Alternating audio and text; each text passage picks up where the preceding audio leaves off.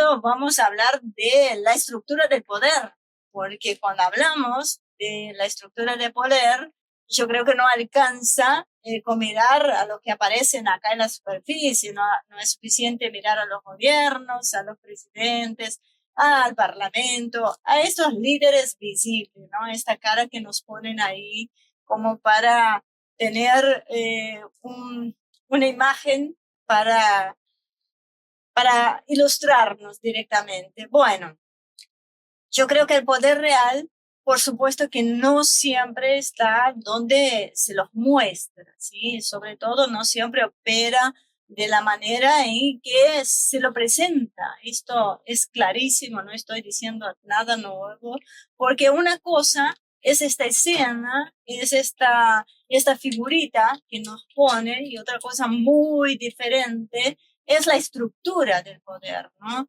Porque nosotros vemos que muestran hombres, que hacen discursos, que hacen gestos, que hacen declaraciones, pero la estructura real muestra las relaciones de fuerza, las dependencias, los intereses, los condicionamientos y los márgenes reales de decisión. Y cuando uno empieza, ¿no?, a rascar un poquito y mirar ahí por debajo de la superficie, empieza a entender algo que es central, porque muchas veces los hechos no se explican por lo que se dice públicamente. Y en esto Marcelo Ramírez ha hecho muchas veces una aclaración, que él no se guía por lo que dicen, sino que por los hechos, ¿no?, por las acciones y las consecuencias, y porque estos hechos, los que no se dice públicamente, sino que se entiende por la trama de poder que los contiene. ¿Se entiende lo que quiero decir? Por eso me interesa trabajar de ahora en más en esa idea de estructura del poder, ¿no? No como algo abstracto, no como un concepto teórico, sino como una herramienta para leer mejor la realidad. Porque si uno no entiende cómo funciona el poder, termina atrapado en qué, en la coyuntura, ¿no? Reaccionando frente a cada pavada que nos da como si fueran hechos ahí aislados, ¿sí? Sin ver el mecanismo que se repite a veces como de manual, ¿sí?, por debajo de las aguas. Y la estructura de poder no se limita a quien gobierna formalmente, ¿sí? También incluye quien condiciona esta gobernanza, quien empuja, quien fija las prioridades y quien impone los marcos de interpretación. Además, quien logra convertir sus intereses en decisiones que otros terminan gestionando, terminan administrando, terminan induciendo, ¿no?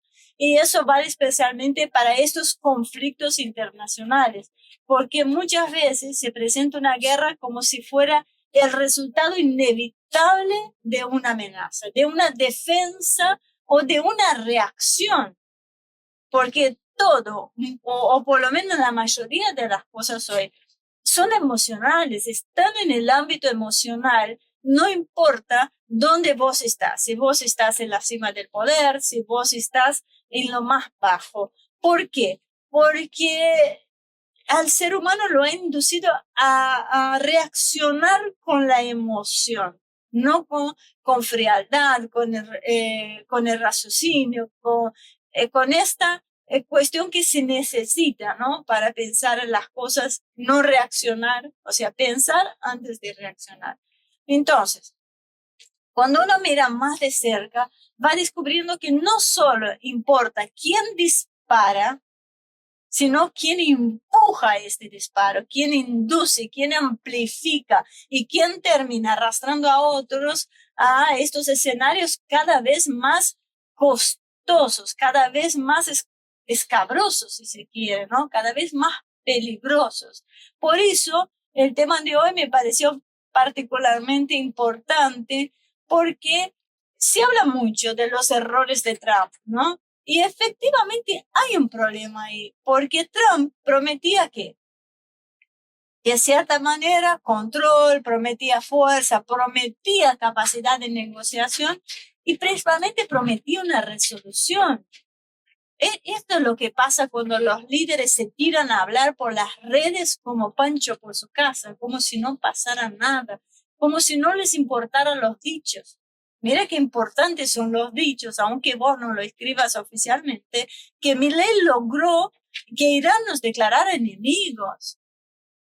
Se entiende a dónde llega esta cuestión, porque hoy Estados Unidos aparece metido, ¿no?, en una guerra contra Irán de la que no encuentra una salida clara, con una diplomacia totalmente errática, con una presión creciente sobre la energía y con señales cada vez más claros y visibles de un costo estratégico que sube más rápido que, por supuesto, los beneficios. Hoy mismo, Trump volvió a amenazar a Irán con seguir bombardeando si acepta un acuerdo. Aunque suene ridículo, ellos se creen sus propias películas, ¿viste? Porque mientras Washington ya se admite que las opciones para cerrar esa guerra son malas o directamente muy malas, ¿qué pueden esperar?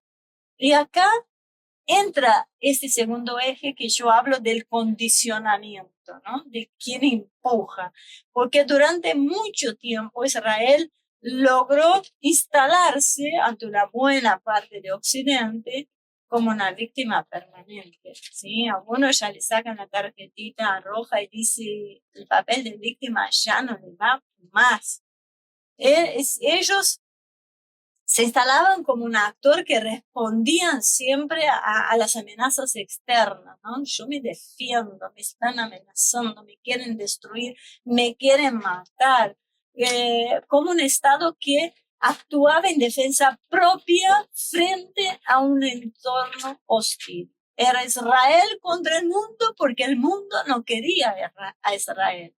Pero bueno, lo que empieza a aparecer ahora, yo creo que es otra imagen que ellos pretenden dar, que es la de un actor que no solo responde, sino que también empuja, está forzando la situación, amplía, ¿no?, esta confrontación y arrastra a sus aliados a escenarios de los que después no es tan fácil salir, ¿eh? Se está notando que lo que tiene Israel, lo que está empujando Israel. Y esto, bueno, no es solo una opinión mía, ¿eh?, en este aspecto, porque Trump llegó incluso a atribuir públicamente a Israel el ataque contra Salt Spars, el gran yacimiento, ese gasífero compartido entre Irán y Qatar, marcando de alguna manera distancia de una operación con un enorme potencial desestabilizador. Bueno, no lo digo yo. Eso ya muestra algo muy importante, ¿no? Porque inclusive dentro del propio bloque alineado con Israel, empieza a aparecer la necesidad de diferenciar las responsabilidades. Bueno, ok, pero bueno, acá, así son las cosas. Entonces, yo me pregunto, ¿no? Digamos que la pregunta deja de ser solo ¿qué hacerá? ¿Qué hacerá? ¿O qué responde Estados Unidos? Yo creo que acá lo que está en discusión es quién está empujando la estructura del conflicto y quién termina manejando las consecuencias. Y ahí es donde aparece la idea esa del callejón sin salida, porque cuando una potencia entra en una lógica de escalada que todavía no puede abandonar sin costo, pero tampoco puede profundizar sin pagar un precio mayor todavía, yo creo que se deja de actuar desde esta libertad estratégica, ¿no?, que tenía, y empieza a actuar desde el condicionamiento, ¿sí? Y eso es exactamente lo que hoy parece estar ocurriendo en los Estados Unidos. Lleva la bandera de la libertad, de la democracia, pero todos están viendo que ahí le están señalando con el dedo qué es lo que tiene que hacer. Entonces, ¿qué problemón que tiene? Porque Washington no puede retirarse fácilmente sin mostrar debilidad. ¿Dónde nos lleva eso? Porque tampoco puede avanzar indefinidamente sin ampliar la guerra, sin comprometer los recursos, sin agravar la crisis energética y sin desordenar todavía más la región, ¿sí? Bueno, yo creo que mi fuente predilecta siempre tiene razón, porque Reuters lo resume con cierta crudeza, ¿no? Con cierta realidad, porque dice que la Casa Blanca enfrenta malas opciones. Imagínense si Reuters dice esto, ¿cuál es la realidad realmente, no? Porque sin una victoria clara a la vista y en poco tiempo y con una negociación todavía incierta, Estados Unidos está en el horno. Entonces, cuando nosotros hablamos de estructura de poder, también hablamos de esto, de la capacidad que tienen ciertos actores para inducir las decisiones, para desplazar estos costos, para forzar los alineamientos, para forzar inclusive la opinión de una sociedad. Y también hablamos de algo todavía peor, que de cómo incluso las grandes potencias pueden terminar atrapadas en las dinámicas que no controlan de todo, y esto es el caso precisamente de Estados Unidos. Que Argentina sea un títere de Israel, que Argentina se arrastre ante Israel o ante Estados Unidos, no es novedad, no es novedad. Pero cuando es tan claro que Israel es quien da las órdenes a un Estados Unidos, para un poquito. Ahí la cosa uno la plantea de otra manera, ¿no? Entonces, el tema es, ¿qué pasa cuando la estructura de poder deja de funcionar como un mecanismo de orden y empieza a convertirse en un mecanismo de arrastre? ¿Qué pasa cuando el aliado ya no protege? El aliado no protege, sino que compromete. Porque ustedes creen que Israel protege a Estados Unidos o que Estados Unidos protege a la Argentina. No, los usa, hacen lo que se les canta y bueno, se descartará en el momento necesario, ¿no? Porque ¿qué pasa cuando ese relato de la defensa de víctima también empieza a convivir con la percepción de que hay también una voluntad de empujar la guerra más allá de todo el límite razonable? ¿Mm? Y ahí yo creo que es donde cambia un poquito la figurita de Israel, ¿no? Porque deja de ser vista, de ser leída solamente desde esta vulnerabilidad dentro de eso, lo que dice Trebuch. Ay, no, por favor, apelo a la democracia, no me diga más esto, ¿no? Y yo creo que empezamos a mirar, che, ¿qué pasa con Israel? Él empieza a ser observado desde su capacidad de inducir escenarios, de presionar las decisiones y convertir a otros en garantes de una estrategia totalmente ajena a ellos, ¿sí? Entonces, estamos en un momento complejo, porque no lo estoy diciendo yo esto, ¿eh? Lo están diciendo los grandes líderes, lo está diciendo Trump mismo. Así que no maten al mensajero. No son mis palabras. Yo estoy reproduciendo y estoy mostrando los hechos reales que están sucediendo.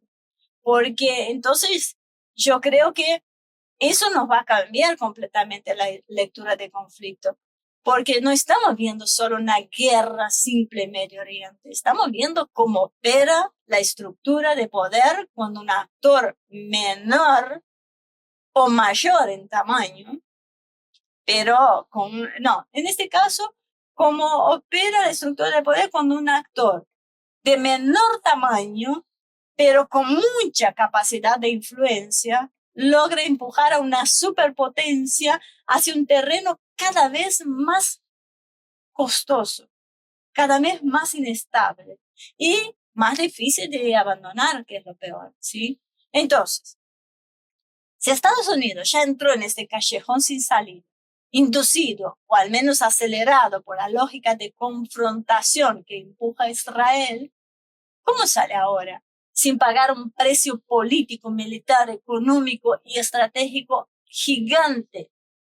¿Cómo sale ahora sin llevarnos a una tercera guerra mundial con la posibilidad que sea nuclear. Prepárense, chicos.